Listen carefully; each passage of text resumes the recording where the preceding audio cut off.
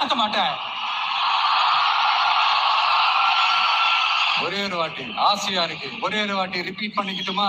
கடைசியா இந்த 4 மணி போட்டி 40 மணி போட்டி எத்தனை மணி போட்டி எத்தனை உருட்டாலும் இங்க 2 மணி போட்டி தான். ஒன்று இன்னொன்னு எஸ், ஒன்னு டிவிக்கு, இன்னொன்னு டிஎம்கே. மக்கள் விரோத ஆட்சி நடத்துற ஸ்டாலின் சார் வேணுமா?